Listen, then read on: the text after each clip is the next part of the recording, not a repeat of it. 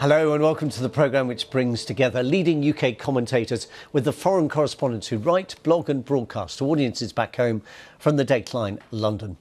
This is our 1937 moment, at least according to General Sir Patrick Sanders, newly appointed head of the British Army. His speech this week was a shot across the bows to the politicians attending two international talking shops, the NATO summit in Madrid and before that the G7 in the Bavarian Alps. Both promised to support Ukraine for as long as it takes. General Sanders was arguing for muscular deterrence, the not very disguised message to presidents and prime ministers being, do you want history to remember you as it remembers Neville Chamberlain, who delayed war by appeasing Hitler but did not prevent it? Liz Truss, the UK's foreign minister, seemed to get the message, declaring we are keen to protect the defence of Taiwan against Beijing. This in a week when China's President Xi Jinping visited Hong Kong 25 years after British control came to an end. He was celebrating its rebirth. The UK is joint guarantor of Hong Kong's freedoms. Well, that went well, didn't it? In the studio with me, Suzanne Lynch, an Irish journalist now based in Brussels for Politico. Polly Toynbee, who's been writing a weekly column for The Guardian since 1988, which means she's seen off 6 prime ministers so far. And Isabel Hilton spent many years as a foreign correspondent before founding China Dialogue, an independent organisation focused on the environmental challenges that country has to face. Lovely to have you all in the studio. Welcome. You and I were both in the Bavarian Alps for the G7. We did. We bumped into each other, yes, with hundreds of journalists that were there gathered for the event, yes. Let's start with that, Suzanne, and with what the message coming out of that was. Yeah. In terms of the atmosphere at the G7, because it did feel, even though it wasn't supposed to be, in the end, all about Ukraine. It was. I mean, let's cast our mind back a year ago to the last G7 in Cornwall. Who would have thought that a year on they would be faced with a war on the European continent? So it completely changed the dynamic this time around. There was a very obvious focal point and a very obvious pressing theme of these few days. And I think the issues that have emerged from the Ukraine war, as well as the actual situation on the ground, dominated everything from sanctions to issues of food security to climate as well, and how that's linked into gas and oil provision. So I think the leaders were under pressure to come out with results, but I have to say, Sean, I don't think there was that much progress made. I mean, look, take food security, for example. There was a lot of talk going into the summit that there'd be some way of trying to deal with this issue of the tons of grain that are stuck in Ukraine and can't get out. We really didn't see any progress on that. Also with sanctions, there was a plan to put a price cap on oil. Yes, they agree that, but the details very much still have to be worked out. So in terms of actual, meat on the bones, I think it was quite disappointing. In some ways, the Sanders speech was almost the most dramatic, and it wasn't by any leader of any country. It sort of implied a lot of the text and what we were told, but this was a kind of very, very direct. I mean, you could say, oh, well, soldiers are bound to say, Polly, that we want more soldiers and we need more weapons and there's always a risk of war. But the tone of this felt quite different. Yes, it's a moment of reality for this country, which lives in a fantasy world in many respects into how it sees itself in the world, but right across Europe. Actually, are we going to fight? Are they going to fight in Ukraine to the last Ukrainian? Well, as long as President Zelensky wants to, or as long as these people want to. But I do think that Europe hasn't come to terms with what it's going to cost. We are not spending enough money. We're not, the general was saying we haven't even got any more ammunition left to send to them. They need these heavy weapons. We're not providing them. They keep promising to, doesn't actually turn up. And I don't think that anybody is confronted, certainly in this country and probably not across Europe. Do you realise what going back to Cold War really means in terms of defence spending? It is vast. It either means vast raise in taxes or it means huge cuts in things people really care about, like health and social care and education. I don't think anyone, Boris Johnson is not a man for unpleasant realities, and he's not facing the country with it, nor is he facing up to it himself. I want to talk a bit about the energy issue in a bit more detail in a moment, but just, Isabel, on this question of spending on the military, we had a defence review barely a year ago that envisaged a smaller and smaller army, standing army, I've cut about another 10,000. I think it takes it around to something over 70,000 from about 83,000. But now we're saying, actually, we're going to spend more of our GDP on defence between now and 2030.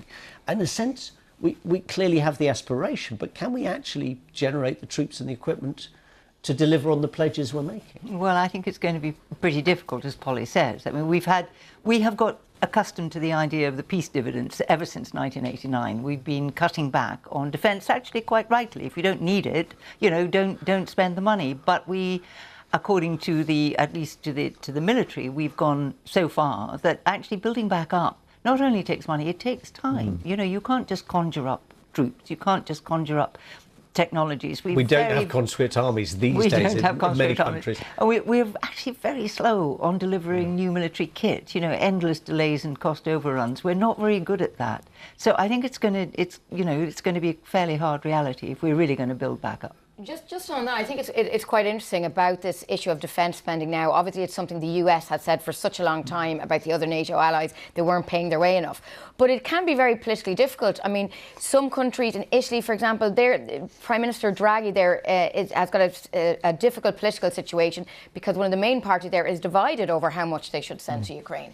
So particularly in countries where there's maybe a coalition government, you see that in Germany. Yep. Chancellor Scholz has come in for a lot of criticism, but Germany has done a bit of a U-turn when it comes to defence spending. A lot of people might have thought that it was maybe a little late, but he's trying to keep a fractious enough traffic light coalition government together. So these decisions and this policy making can be very, very complex. I think there has to be a measure of respect for Germany because they've had to do the biggest somersault intellectually, emotionally, politically of any country. They've been the ones who don't do defence. And now they have to face up to the fact that, the Russian bear is back. It's a real threat, a real enemy. And actually Germany has to step up too. And I think they've done remarkably well at it. We'll see how long it lasts. I mean, the question is, whose nerve lasts longer?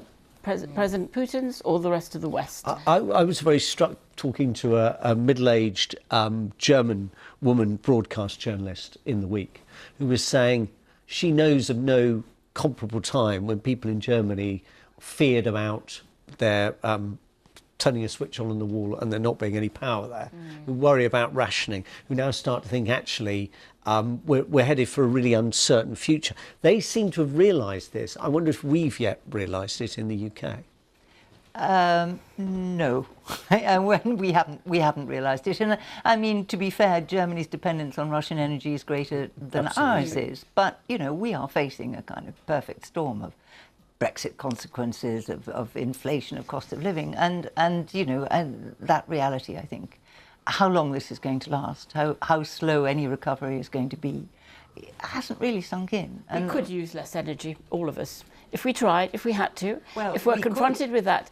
And maybe it's time that the world actually stopped and thought, we don't need to squander the amount of Well, absolutely, but the response in this country to that proposition, what the obvious thing to do is to insulate British houses, which are the leakiest and least efficient in Europe. And all the government response has been on the supply side, not the demand side. So talking, instead of putting forward a programme to insulate houses, they're talking about more oil and gas from the North Sea, which will take 25 years and take us through 2050. Yeah, it's very interesting in that how this is coinciding with ideas about the need to tackle climate change. But I do think one of the big users of energy ultimately is business. It's big industry and big business. And there's lots of talk about, people in Europe, they're prepared to wear an extra sweater, or whatever. But really, when it comes down to it, I mean, I think the move now in Europe to not sanction Russian gas, that is not on the table at the moment, any more sanctions when it comes to Russian gas in particular, is really about the dependence of industry and business. And I think that is happening in the background, that kind of lobbying by big business. And that's really interesting, isn't it? Because the one thing they were able to agree on at the G7 was that they were going to sanction Russian gold exports, of which, according to one expert I was speaking to on BBC News earlier in the week, is a pretty small beer, and it hits the same problem that on this programme Mark Roche was talking about a few months ago with diamonds, where you can mix the diamonds up with other diamonds and you don't know where they've come from. You can melt gold down. With oil, indeed. It's a very good point. And so the sanctioning of these things can actually be quite ineffective. and they're going for what you might call the low-hanging fruit, because the oil and gas is just too tough. I mean, also the price cap proposition is kind of extraordinary because, you know, G7, the clue's in the name, that's 7 countries. If you want a global price cap, there are another 188 countries you might have to consult. That's not going to happen tomorrow, even if they were to agree. India, China, they're not going to agree. The BRICS countries, you know, are neutral. Actually, if you look across Asia, most countries have not, you know, opted into sanctions. Just slightly optimistic, and maybe this is a bit Pollyanna-ish, but this would be the time to be thinking again about energy policy. I mean, this whole drama has put aside all thoughts about COP26. It's all gone. Nobody's talking about climate anymore. But actually, this might be the crunch moment when a lot has to be done about the climate, just out of force of necessity. Let's talk about that, because I was very struck when I looked at the communique which came out on the last day of the G7, and we were all trying to scribble and keep up with what they were saying in the various translations of the various leaders' speech. But what Schulz had got them to sign up to was commit to end new direct public support for the international fossil fuel energy sector by the end of 2022, except in limited circumstances clearly defined by each country. So in other words, you have to... Weasley. And I just wonder, in that kind of context, why is it surprising you get the scepticism from the rest of the world being told this is what you should do, except when it gets a bit too painful for us, and then we need to find ways out of it. The WTO, to be fair, finally, after 20 years, agreed to put an end... They agreed to end inefficient fossil fuel subsidies. We subsidise fossil fuels. Right. It's insane, and that money could go towards supporting the energy transition, insulating houses, advancing renewables and so on. And to be fair, you know, the European Union has a very comprehensive climate plan, which it has not resiled from, but you do get countries with particular problems beginning to wiggle. So there was that argument at COP26 about phasing down coal rather than phasing out. Japan making this point again, you know, just recently, and coal. And Japan's just having a really difficult time. Indeed, it is. The weather is... It's a very short rainy season full of intense heat. Right. Everybody's whacking on the air conditioning. They're having to ration suddenly they're worrying about... Everybody's facing a problem, and coal is being extended quietly all over the place. Even by Green ministers in the German government. Indeed, but that, you know, that is, I think, temporary, and I think that, you know, you have to keep the lights on mostly, but not to abandon the longer-term commitment. Well, I mean, that's the irony of this, that in one sense, as you were saying, Polly, it underlines for everyone what's happened with the Russian war in Ukraine, how we need to get off fossil fuels, but on the other hand, it's allowing some countries off the hook. So particularly countries in Eastern Europe who are taking a very tough stance against Russia, you know, they can turn around to the European Commission now and say, well, we need to continue using our coal plants because look what's happened, our oil and gas is now under... So it's actually allowing them to prolong the use of other fossil fuels. So it may be, now as you say, this could be just temporary, but that depends how long this war is going to go on. Let's shift our focus a bit from Europe to China and the Near East, and in particular, two things that struck me. One was the other big thing that happened in the 12 months since the last G7 was the pullout from Afghanistan, and it's as if Afghanistan hasn't happened. Nobody talked about it, even at NATO or at G7, which is, you know, is a pretty damning admission of, you know, by its absence, of quite how dramatic it's been, and nobody wants to talk about it, even though these were, certainly from a military point of view, a direct intervention for 20 years. But the other thing was in terms of China and this investment strategy. I wonder what you made of that, this commitment to provide money, £400 billion over a number of years, investment strategy which seemed to be aimed at the Road and Belt policy. Belt and Road, yes. Belt and Road. I put it the wrong way around. No, not at all. It's easy to do. This is actually a slightly repainted and refurbished version of, do you remember Build Back Better World? Yes. B3W? As if we could forget. It was only one G7 ago, yes. And much, you know, again, a great fanfare. We are going to challenge Belt and Road because China's a predatory lender. It's bad. It's all. We are transparent, honest, and all of that. So, but then nothing happened. So we're refurbishing it again, this policy, with a little more in it. And with some of those potential beneficiary countries invited to put the case to the G7 members at the summit. Yes, So Indonesia, Argentina, Yeah. India, Yeah. etc. But none of it will mean anything unless it's delivered. And the problem about delivery is that while a Chinese state-owned enterprise can take a big risk in country X because it's got the state bank behind it, it has access to capital regardless of risk. And if the state-owned enterprise goes belly up, the state's going to bail it out. So actually, it's the state that's taking the risk. Our system doesn't allow that. So you want private capital to go in. It's looking around for who's the guarantor. Yes. It's looking around for multilateral lending to come in with it. And putting those deals together requires focus and consistency, Bluntly, which these big promises so far haven't had. Bluntly, do you think, wearing your trade hat, as it were, that this is a good investment? In other words, is it going to get the influence that we seem to hope we will get and prevent China further extending its influence in Latin America and Africa and the Caribbean? I think it may do, but the big problem is it too late? I mean, the Chinese have been going into these countries for some time. And as you're just saying there as well, I mean, the EU and the Western partners, they have a lot more checks and balances. It's more of a long-term investment. And really, I was at a conference recently and some African leaders there who made the point going, well, how long are we supposed to wait? I mean, when somebody is offering the money straight up and they're ready to go in, they don't see the advantage of waiting for the European money. I mean, and linking back to what you said there, I mean, about Afghanistan seems to be being forgotten about. A lot of leaders in Africa are saying, look, we know there's a huge war in Ukraine, but we've got conflicts all over our continent all the time.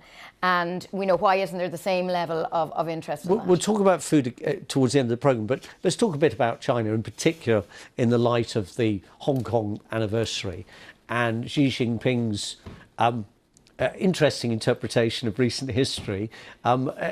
Isabel, remind us of how we got to this stage. I mean, the history of this is it wasn't British. We had it under a long lease to take us back. OK, Opium War, 1842, we get Hong Kong Island. Yeah. One of the most shameful events in British history. I would not argue with that.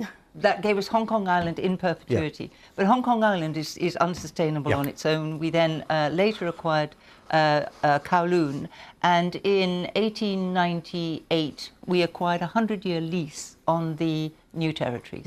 Now, that lease was coming to an end, which meant that... So the new territories take in Kowloon, Hong Kong Island and... No, not the island.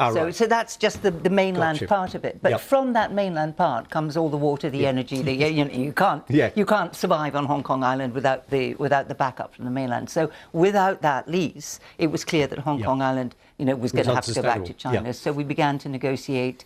Thatcher and Deng Xiaoping signed the joint declaration in 1985, as I remember, which was the one country, two systems principle, which promised that for 50 years Hong Kong would stay pretty much internally as it was, but the sovereignty would return to 2047. China. Indeed. And the details of that were further negotiated in what's called the Basic Law, which is the Hong Kong mini-constitution, and that guaranteed rule of law, separation of powers, the liberties that Hong Kong had, with the promise that there would be a widening of the franchise and that they would have a chance to elect the Executive Council.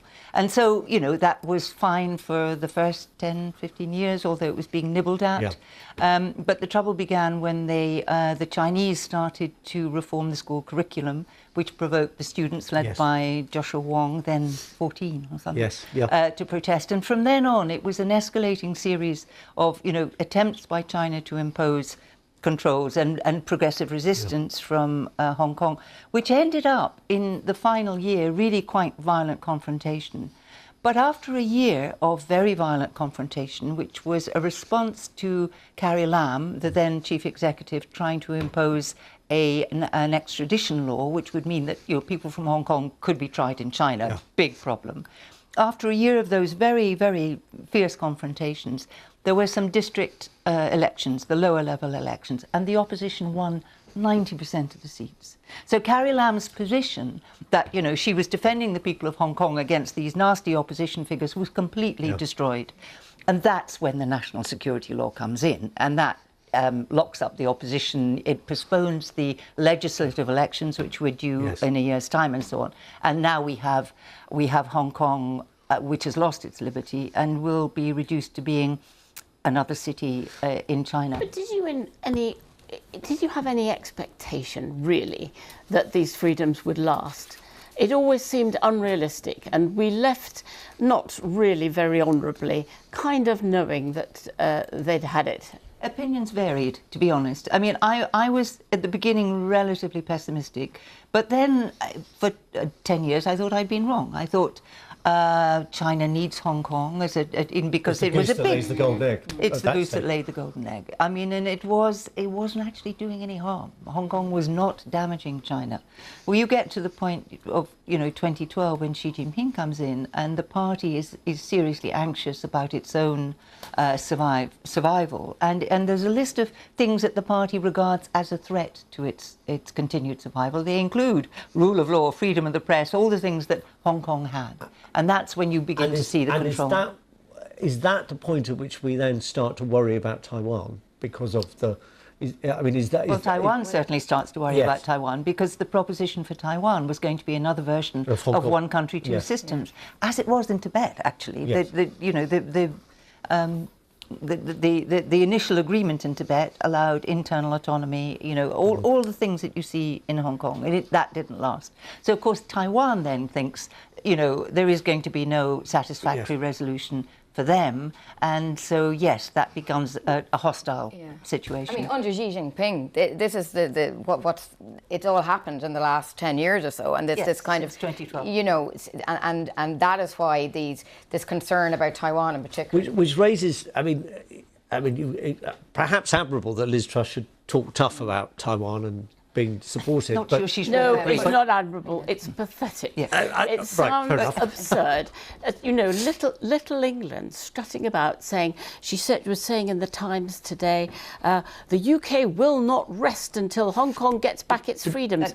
Nonsense. But that's the question I raise, is whether, in a sense, you can sabre rattle like Palmerston used to sabre rattle, but you've got to have something to rattle with. But on Taiwan, is Hong Kong, unfortunately, an example of us not being able to follow through on our promises? About Hong Kong, and therefore, why would Taiwan take our promises seriously? We were directly involved because we were a signatory of an international treaty, and we were meant to help to guarantee Hong Kong's freedom. We are not. But in clearly, Taiwan. we don't have that The relationship. United States plays that role in Taiwan, and actually, it's worse. Yes. Liz Truss talking about supplying arms to Taiwan. Guess who we've actually supplied arms to? It's the Chinese Navy. We have supplied them with radar equipment, despite there being an embargo imposed after Tiananmen. And we also buy very fine military socks from China. I know, because I went to visit the factory a few years ago and I was given 2 pairs of them, which I declared. Are they still working? On Taiwan, it's very not good. just Liz Truss. To be fair, Joe Biden, the President of the United States, during his trip to Japan in May,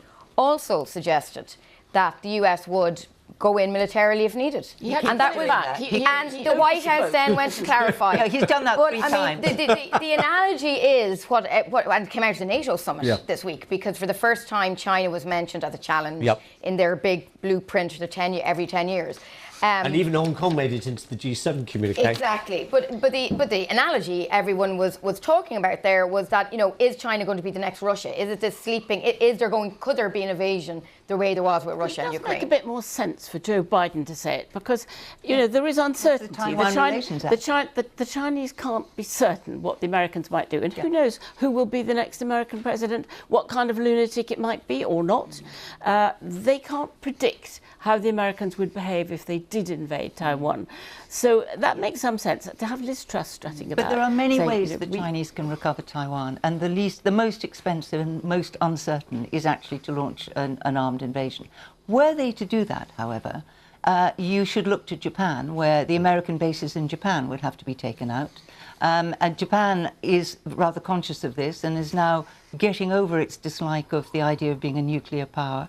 Public opinion has completely Fumio changed. Kishida, the new Japanese president, was also at the G7, not a member of NATO. So we clearly had some influence on that communication. Because if there were to be an assault on Taiwan by China, Japan is absolutely in the firing line. And when Biden visited Japan, the Chinese and the Russians did a joint flyover of the Sea of Japan, just to say, hey guys, we're here. Well, that's the other fear, that this Chinese-Russian alliance, and China's been trying to kind of tread a line there, but at the UN, for example, it protects Russia all the time.